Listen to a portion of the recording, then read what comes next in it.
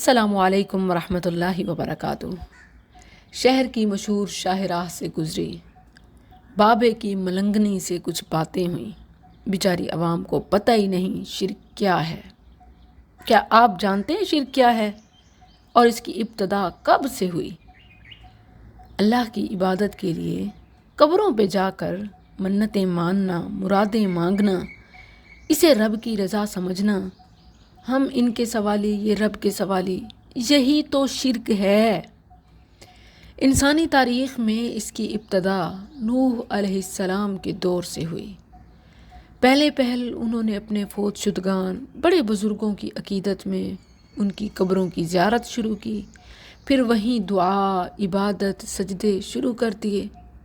آہستہ آہستہ شیطان نے ان کے دل سے رب کو نکال دیا اور پھر سب کچھ ان کے لیے ان کے اولیاء بن گئے۔ یہی ہندو کرتے ہیں، یہی سکھ کرتے ہیں، یہی بدقسمتی سے آج کے بھی نام نہاد مسلمان کرتے ہیں، اور دعویٰ ہے کہ ہم مشرک نہیں ہیں۔ الٹا جو سمجھائے روکے تو اسے وہابی، بے دین اور اولیاء کا منکر کہا جاتا ہے۔ ہمارے ہاں اسلام کی یہی قسم پھیلی ہوئی ہے۔ اب یہ اسلام تو نہیں، البتہ انڈینائزیشن آف اسلام ضرور ہے۔ یعنی جیسے ہندو اپنے بھگوان کے بارے میں سوچتے کرتے ہیں، ہم بھی ویسے کرتے ہیں، جیسے انڈین کرتے ہیں ویسے ہم بھی کرتے ہیں۔ ہم نے قبر پرستی اور پیر پرستی شروع کر دی۔ یہ قبر پرستی اور پیر پرستی ہمارے اندر اتنی رچ بس گئی ہے کہ ایسے لوگ خود کو مشرک تو نہیں، البتہ نہ کرنے والوں کو منکر، بے ادب، گستاخ ضرور کہتے ہیں۔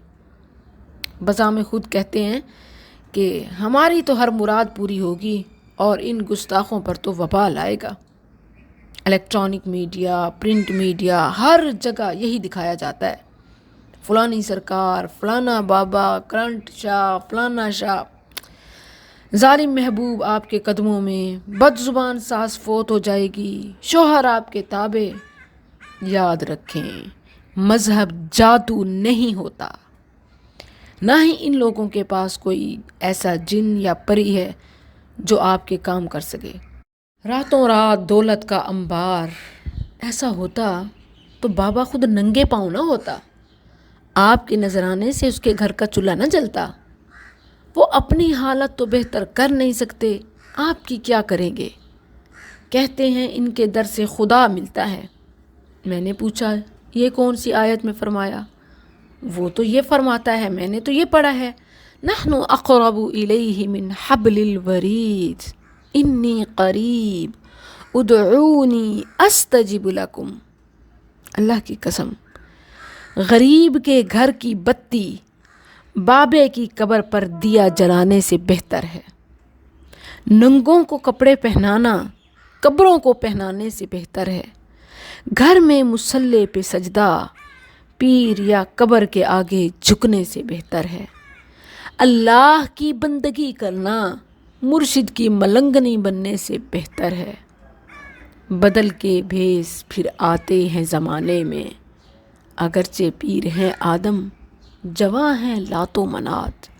یہ ایک سجدہ جسے تو گراں سمجھتا ہے، ہزار سجدے سے دیتا ہے آدمی کو نجات۔